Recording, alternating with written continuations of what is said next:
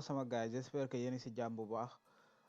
gën nañoo gisante nag parce que ça fait 2 mois ngi environ defuñ vidéo quoi dañoo nekkoon juste si ay activités yu urgent ak tamit suñ plateforme bi ñu doon finaliser et tout quoi mise à jour yeeg yooyu noonu pour vous dire que nag dinañ reprendre suñu formation yi comme yi ñu jotoon commencé et tout de plus tamit dinañ ko améliorer comme formation yi front end ou bien back end Node.js JavaScript front end React Bootstrap et tout TypeScript qu'importe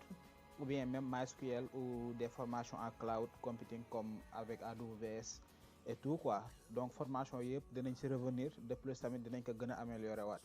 maintenant tey dañ leen indil benn langage programmation bu bees boo xamante ni ñun commencé guñ ko ci kii bi quoi suñ plateforme bi que ce soit ci vidéo TikTok yi moom lañ naan langage de programmation Java dafa nekk langage de programmation boo xamante ni moom dafa puissant mën nañ ci créer ay application web comme avec Spring Boot mën nañ ci tamit créer ay logiciel de bureau comme pour ordinateur mën nañ ko ci créer en Java mën nañ ci def tamit ay intelligence artificielle en Java comme on peut aussi tamit développer des API ou bien des microservices avec Java quoi donc Java dañ ko xàmmee ci gaawaayam parce que maanaam dafa am benn gestion stricte ci mémoire bi donc day traiter information yi plus rapidement de plus aussi dafa puissant ba pare dafa sécuriser quoi dafa am sécurité te daa typé tamit te orienté objet la donc orienté objet mooy day rendre code bi plus modulaire ba pare tamit day tax comme les notions d'héritage et tout day tax code bi gën a simple éviter aussi dupliquer du code sans rien quoi après aussi bon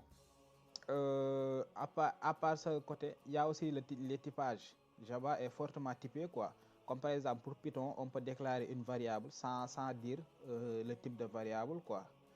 du coup pour JavaScript aussi même chose mais en Java c'est un peu strict parce que Java on peut à chaque fois qu'importe variable bi classe bi lu mu mënti doon dañoo war a définir type bi même bu fekkee benn simple return la sax dañoo war a def la day return exactement quoi sinon compilateur bi dañuy indil ay erreur te de plus Java comme ni ngeen ko gisee nii moom ci programmation orientée objet la moom daa orienté objet par exemple dafa nekk langage orienté objet mën nañ def nag programmation orientée objet avec Python ou bien même avec JavaScript mais Java moom dafa spécialisé moom loolu mooy rôle am quoi de plus am na beneen détail boo xamante ni nag la plupart moom mooy rey programmeurs yi mooy point virgule yi en Java point virgule yi dañoo important de trop parce que sans point virgule yi daf lay indil ay erreur code bi du lancer par rapport ak Python ou JavaScript yoo xamante ni point virgule yi du ci dara quoi obligatoire fa genre yooyu noonu Python même kenn mënu faa def point virgule sinon erreur la ñuy indil après aussi Java dañ ko utiliser d'habitude ci système yoo xamante ni daa critique ou bien système yoo xam ne daa complexe wala système yoo xam ne day laaj sécurité avancée wala des performances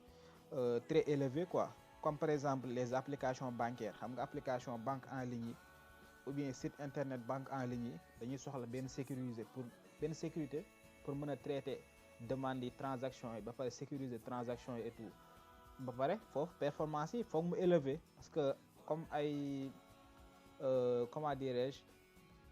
ay service de banque en ligne foog seeni ay opération gaaw mënul yéex noonu quoi comme transaction yeeg yooyu noonu donc Java il est beaucoup plus préférable dans ces genres de conditions quoi parce que moom day gérer mémoire bi de façon très efficace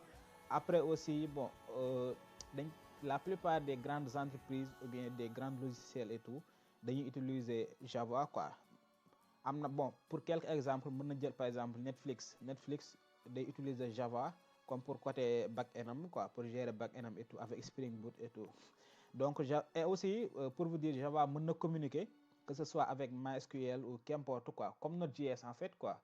comme côté back-end mais moom moo gën a avancé moom moo gën a strict ba pare moom moo gën a rapide pour gérer performance yeeg genre yooyu noonu donc en gros loolu moo nekkoon présentation formation Java bi soo leen xoolee lii benn exemple basique la quoi comme benn classe puisque c'est des programmations orientées objet qui hérite bon qui implémente par exemple une interface tout ça dinañ vérifier dinañ voir notion yi en profondeur vous voyez toujours dañuy définir type bi comme par exemple string maanaam ay chaîne de caractères str wala ay nombre bu fekkee ay nombre la ñu ne par exemple int wala double et tout tu vois tout vous voyez tout ça dañuy définir aussi bon comme méthode yi mooy comme ay fonctions et tout donc moom moo xaw a gën a complexe comme Python wala JavaScript, moom moo xaw a gën a complexe, mais soo leen xoolee bu baax gis ngeen comme fii nii boucle yi et tout, Java ak JavaScript à peu près ñoo xaw a nduroo ni ñuy gérer boucle yi quoi. donc en gros loolu moo nekkoon si introduction bi en Java. La prochaine fois incha allah dinañ commencer suñ développement bi quoi en Java. Jaa ngeen jëf sama gars yi.